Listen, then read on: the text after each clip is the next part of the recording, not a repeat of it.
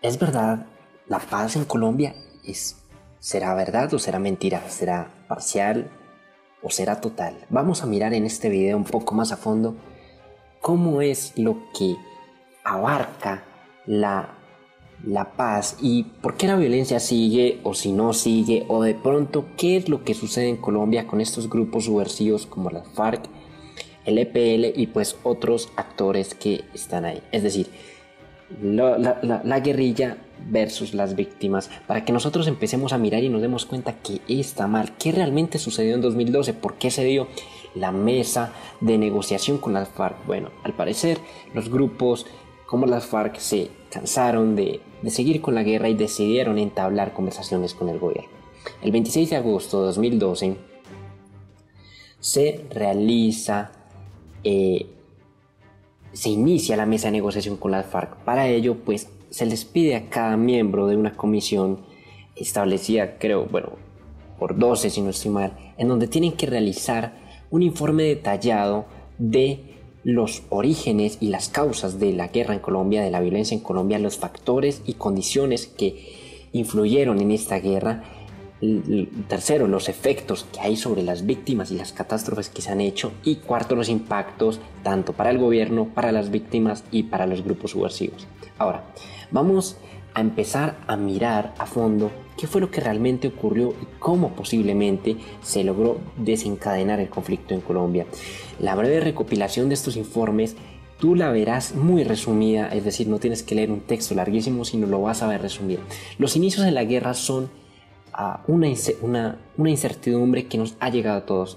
A ciencia cierta te voy a decir, no se conoce cuándo se inició la guerra en Colombia. Es decir, que hubo discrepancia con todos los informes. Unos decían que posiblemente fue por la razón agraria o por otras razones como la política. Pero en este momento algunos dicen que fue por ahí en los años 20 o en los 40 o en los 60. Pero pues en esos años se sentó la base de violencia en Colombia. Es decir, las olas de violencia se pueden resumir como 4 olas de violencia. En la primera ola de violencia tenemos, que desde el fin de la guerra de los 1000 días hemos tenido básicamente 2 grandes periodos de violencia, de 1946 al 64 y del 64 hasta hoy. Pero pues para ser más exactos, las 4 olas de violencia son la violencia sectaria por parte del Partido Liberal y Partido Conservador, que polarizó al país. Es decir, tras el cambio de la hegemonía política, especialmente en las regiones que habían sufrido violencia tras el inicio de la República Liberal de 1930. Antes de 1946 se dio esta guerra en donde el gobierno empezó a fraccionar el país, liberales y conservadores.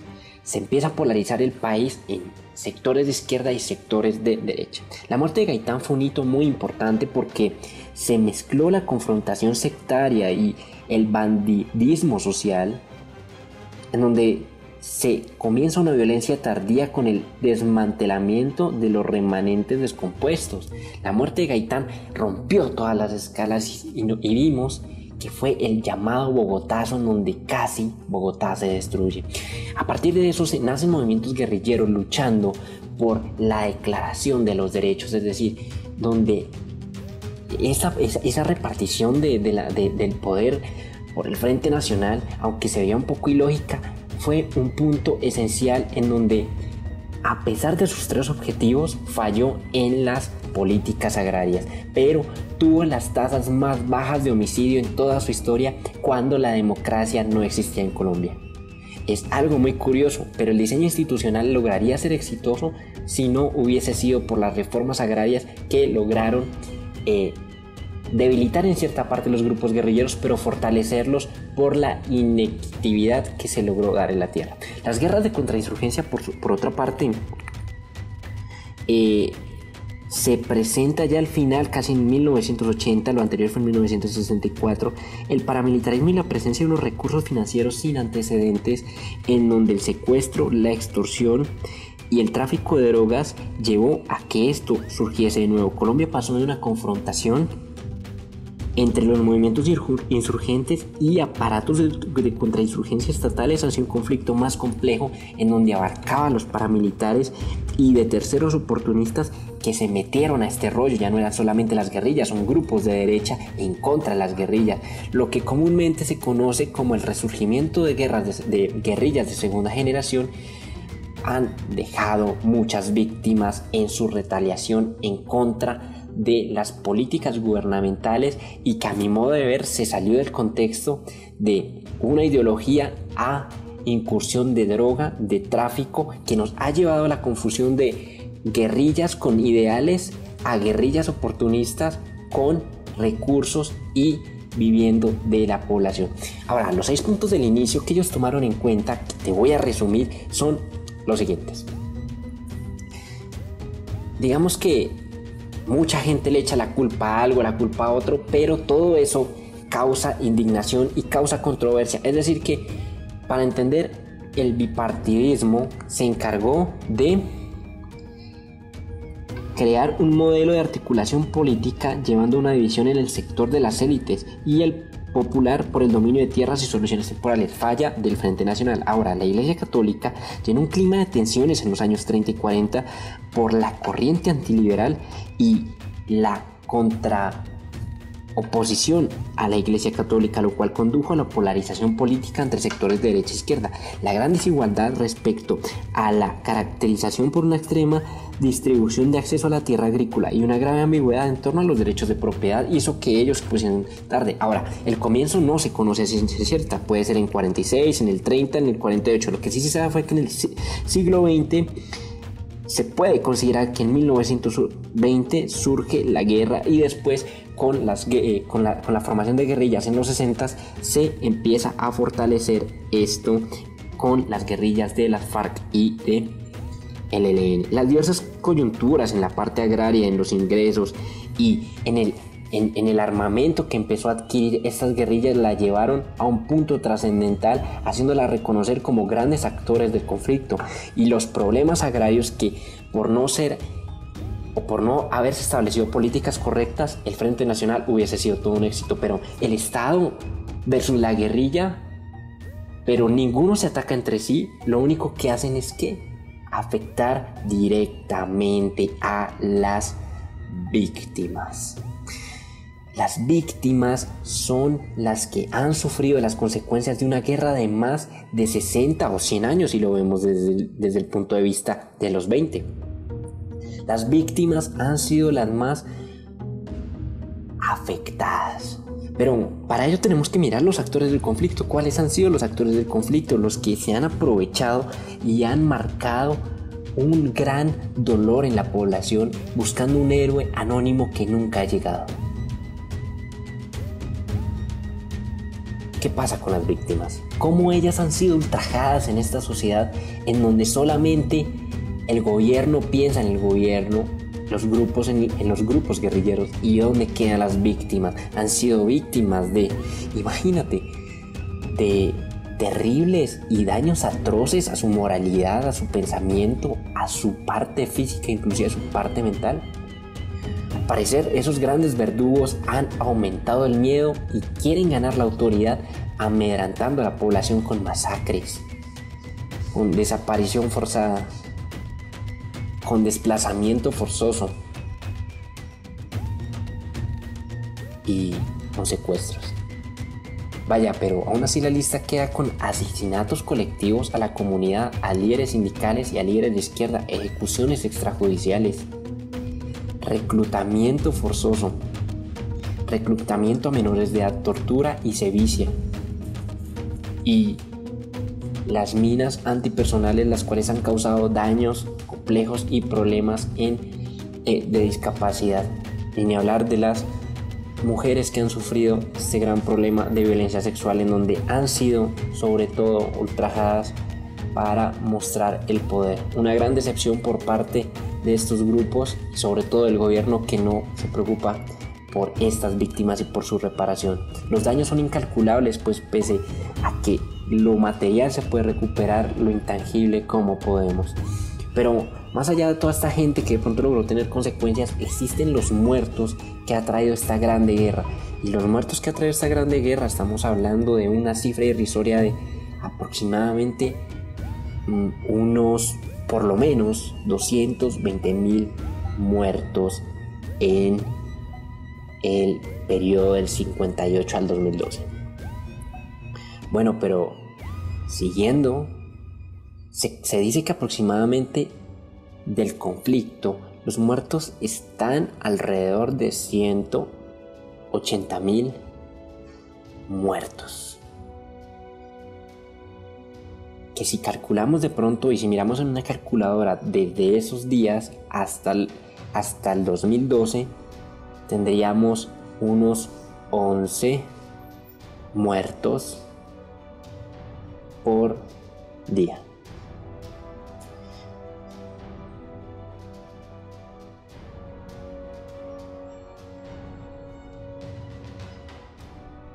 Ahora, para irnos a las cifras, tenemos que empezar a mirar los daños que se han llevado a cabo en todo el conflicto, tomándolo como 1958.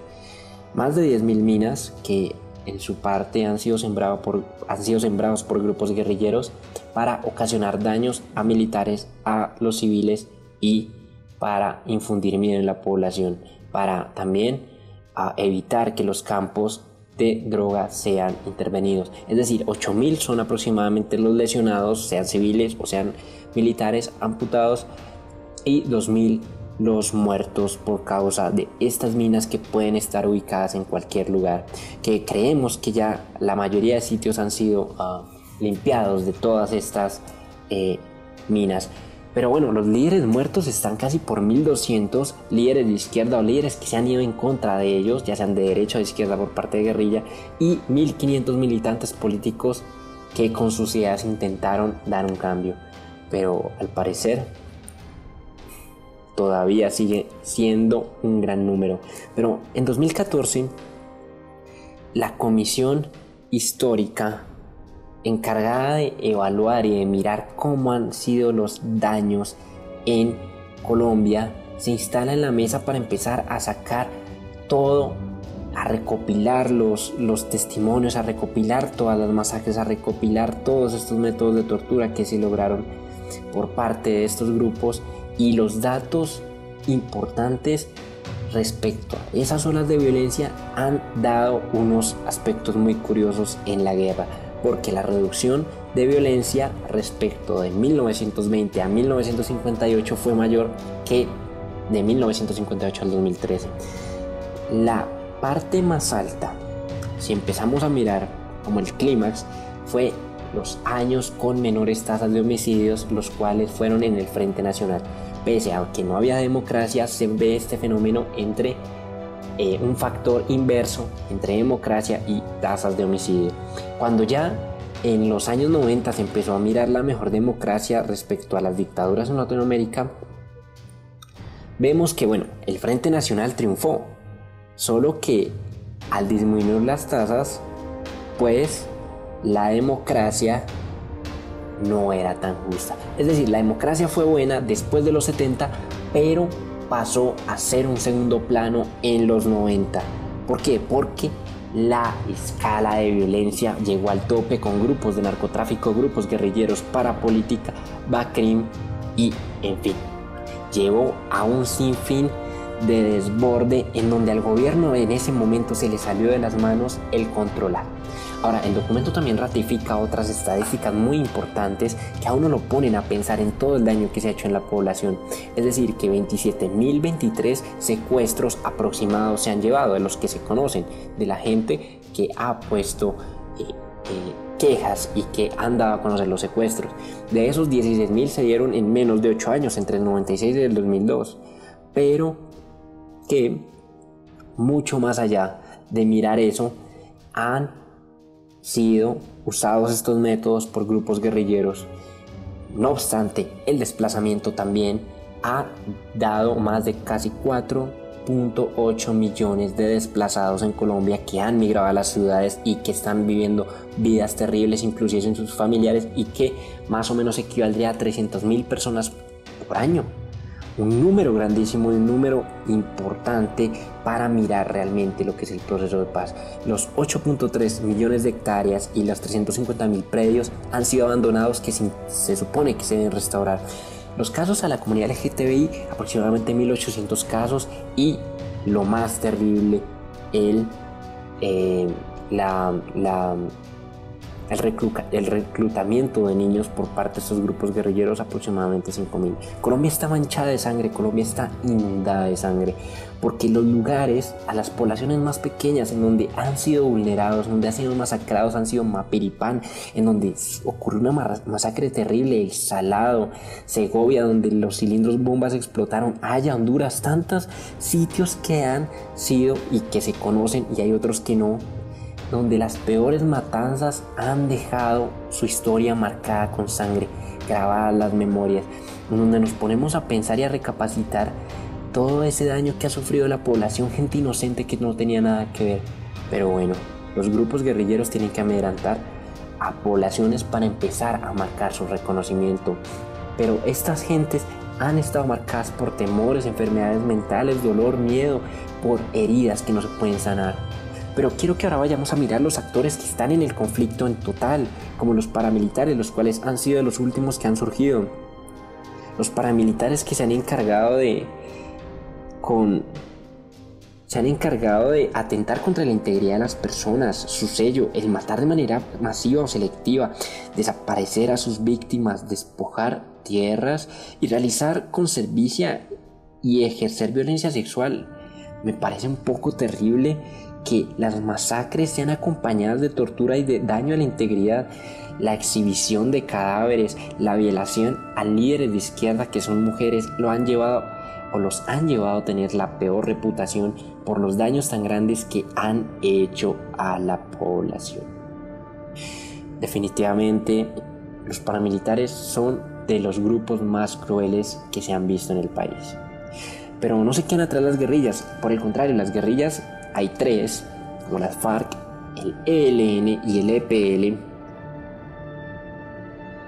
acuden sobre todo a los secuestros, los ataques a los pueblos y la infraestructura, la destrucción de propiedades, el pillaje, a los atentados terroristas y bueno, al uso de minas antipersonas, que son los que más han sembrado estas minas, con el objetivo de marcar reputación.